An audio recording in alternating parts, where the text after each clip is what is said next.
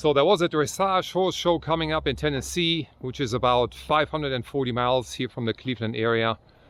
And we had to make a choice to take the noisy diesel truck again or to try out my Tundra. So here's the story of my Tundra pulling this trailer round trip over 1,000 miles.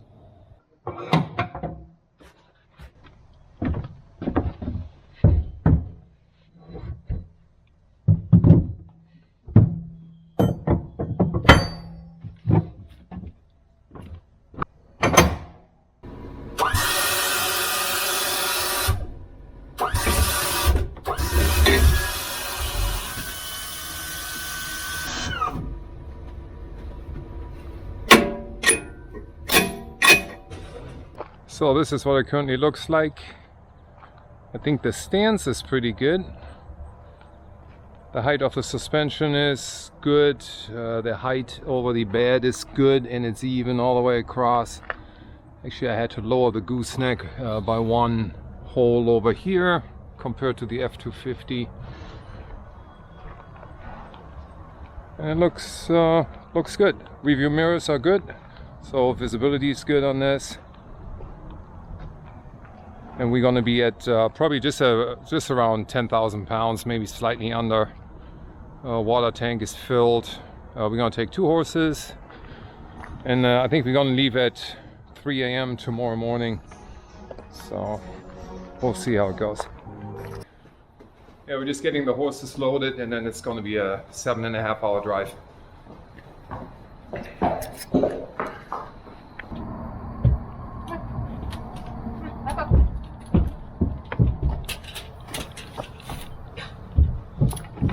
Got it.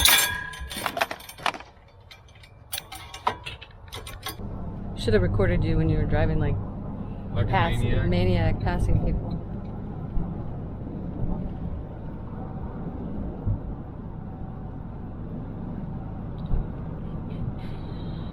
No, this is the update. We're currently driving. We left the Cleveland area this morning early. We're down here in Tennessee. Allison drove the first 4 hours towing this trailer with the Tundra. Currently I'm winning the miles per gallon race at 10.6 miles per gallon. That's because he's driving slower. I was doing 70 earlier, but I just got slowed down here a little bit. So I let Allison tell you how good this truck pulls, because it's pretty darn good. So there you go.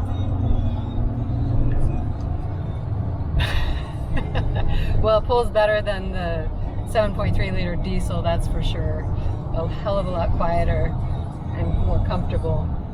And its ability to pull out and pull this 12,000 pound trailer out in the traffic is pretty miraculous. Okay, good. The dogs like it, right? Dogs like it. And the truckers get a kick out of watching the Tundra pull the horse trailer. Yeah, there we go. So Allison is the owner of the horses and the trailer, and she's also the proud owner of the F-250 we took last time.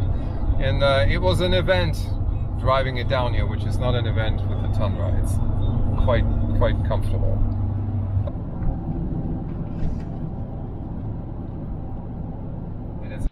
Yeah, we just pulled into this place here in Tennessee. Beautiful horse facility. 175 acres or something like that. I think they have 49 stalls. Just take a look around. This is the main barn, a bunch of other indoor riding arenas, outdoor range riding arena right there. And actually this F-150 I saw earlier this year at Chagrin Valley Farms locally, and he has a 5th wheel hitch in it, just like I did here on my Tundra, and that gave me the inspiration to, you know, try it, to see if you really need a 2500 Super Duty truck to tow one of these, and the answer is you don't. And yeah, we're just gonna level the trailer here. I have a couple boards coming, disconnect the truck. We are walking the horses right now, and today is the day off. Tomorrow is vet inspection, and I can see if I can interview this guy over here with his F-150 to see what his experience is. And I don't see his trailer. This could be his trailer over there. That would be crazy. It's a I think it's a 4-horse trailer over there, so we'll see. Okay, we're just coming back from a 4-day dressage show competition. So Tundra pulled the trailer down here, 540 miles with no problem at all. It's incredibly powerful. And I'm just going up a hill here, and I'm going to show you the dash here. If you can see it, hopefully. Left hand side is fuel consumption right now. I just reset it, so right now we're at 8 miles per gallon. On the freeway we average about 11. On the right hand side is a turbo boost, twin turbos.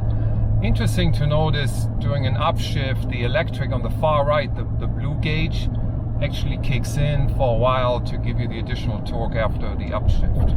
So we have some steep hills coming up. I'll show you some of those. Okay, I'm at a standstill here at a red light.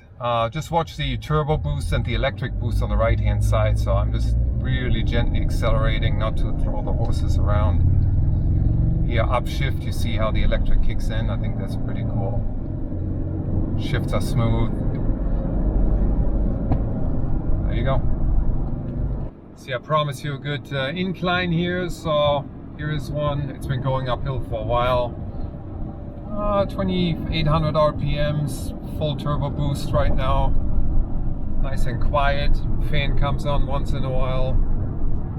And ears are popping, so we're definitely going uphill. It's a good view though. Shows what we came up. That's right, we promised. We drove it up.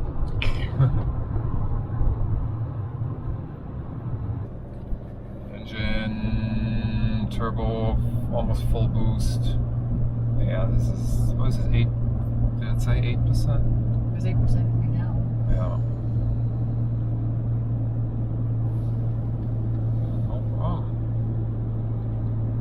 So in conclusion, I would say that the BW hitch is a good choice. The installation took me about 3 hours. Today I can probably do it in about 2 hours. I was taking my time back then.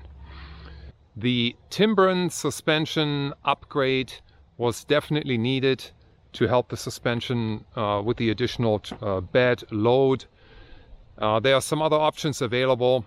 The Timbren installs where your bump stops are, so you just pull your factory bump stops out and replace it with the Timbren suspension setup. I increased the tire pressure quite a bit to accommodate the additional load of the 3-horse trailer. The front was inflated to 42 and the rear was inflated to 48 psi cold, and the trailer tires were at 65 psi because they're dedicated trailer tires. That's what the factory calls for. The brake controller worked very well. We had a setting of 3.5 and it did very well braking the trailer and controlling the trailer. The 4-inch extender is needed to get a 90-degree turn on the trailer.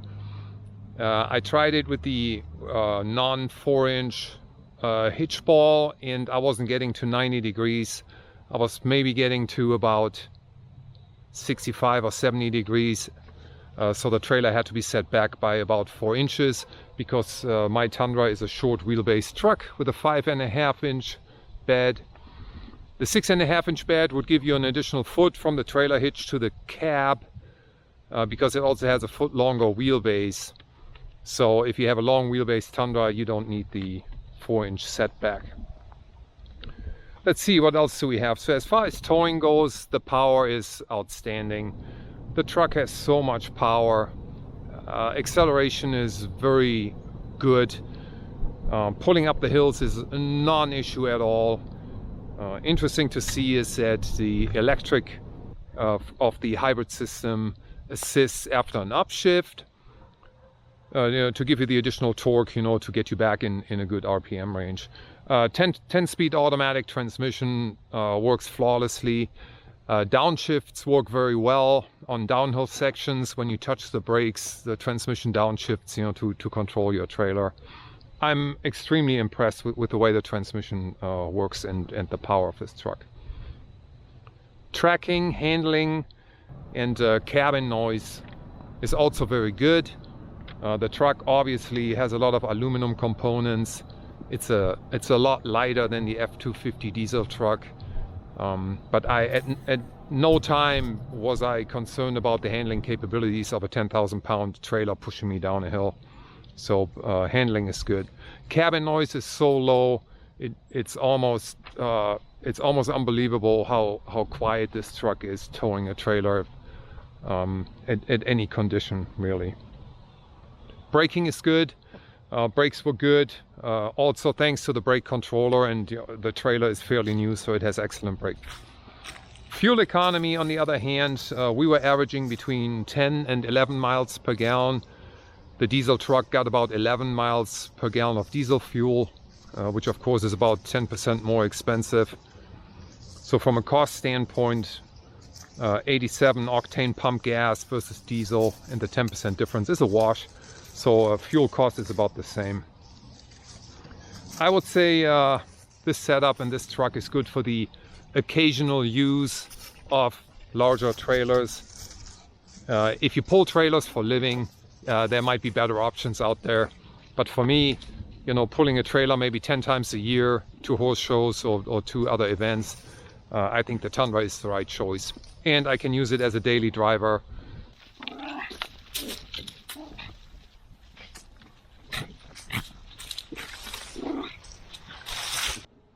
The horses did well too. Legato competed at level 5 and Lyrical competed at level 7 Masters. So I'm pretty happy. That's all I have for you today, and I'll see you guys on the next one.